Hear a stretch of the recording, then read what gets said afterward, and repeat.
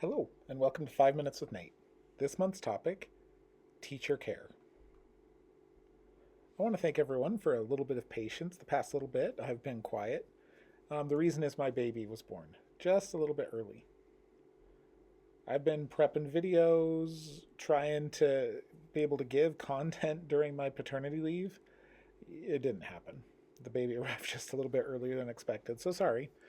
But I'm back, and my baby's healthy. My wife is doing great.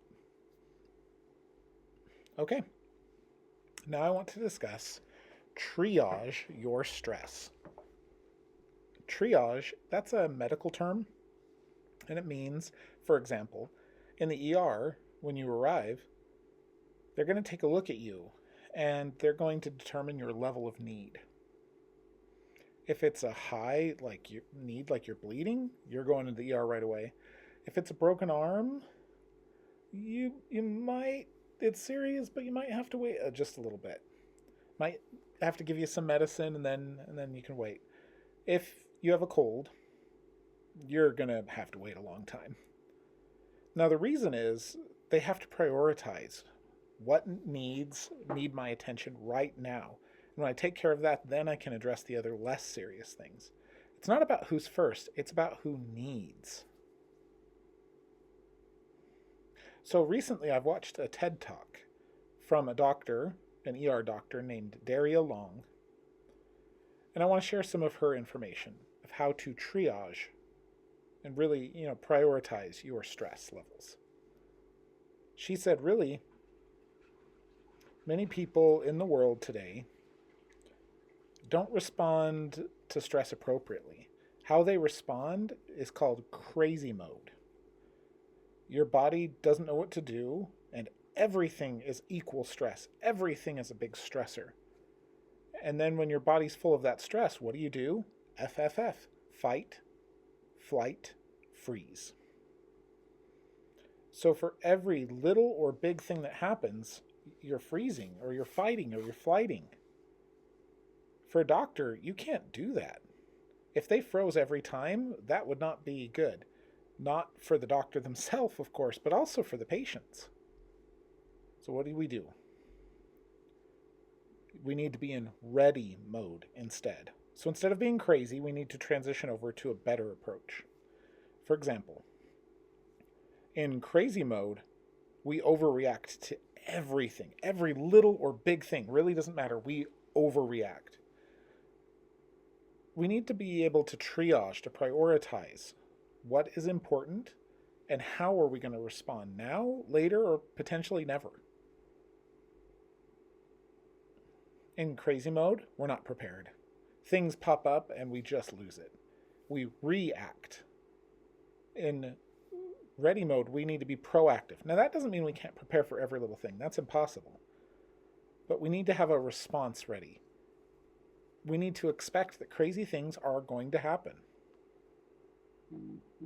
But we're ready no matter what happens. Now, third thing is your inner dialogue. Negative. I can't.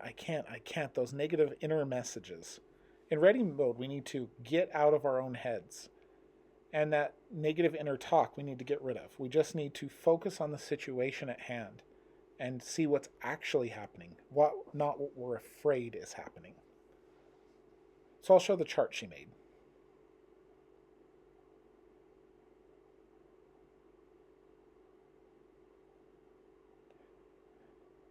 So triage, let's go a little bit more in depth with that. Doctors tend to use 4 or 5 colors. We're going to go ahead and use the 4 from her presentation. Red means now, immediate. If we don't take care of it now, it's serious. Yellow means soon. Green means it can wait. And black means, in the medical world, black means that they're dead and there's really nothing you can do. It's sad, but it's going to happen. I cannot do anything. So how does that apply to your life, your teaching? Red means I need to take care of it now, next few hours, signed years, sorry. The next few hours, we need to take care of it. Yellow means soon.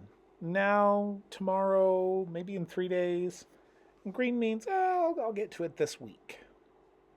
No rush when I have time. So we solve the red stuff, then we approach the yellow stuff, and then whatever time's left, we take advantage of to work on the green things. And some things we need to recognize as black. I cannot control some things. Often students' home life is something that we stress over. And it's something that we can try to influence, of course, but can we change it? Maybe not. You don't need to own a student's home life.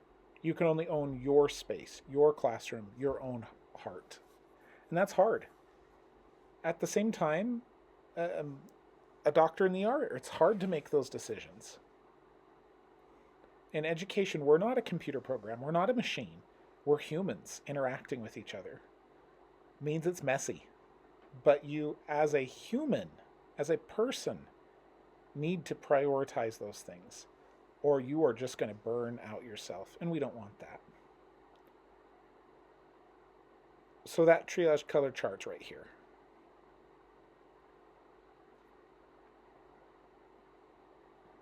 I encourage you to read or watch that TED Talk. It's really good. It has some real life examples of how hard it can be sometimes. I also want to throw out there, you're not alone. Many of you have a partner, have a sweetheart, have a roommate, have someone that you can depend on. Maybe you live close to grandparents. Maybe you have a church group or an organization, maybe the Deaf Association, UAD, that you can link to and get the support you need. In school, you have the principal, of course, but you also have each other. You're never truly alone. If you're an outreach person and you're driving everywhere, you still have a director. You still have people you can contact. Maybe it's virtually, not as fun, but you have people you can always connect with. Okay, that's 5 minutes with Nate. I hope you take care of yourselves. Bye.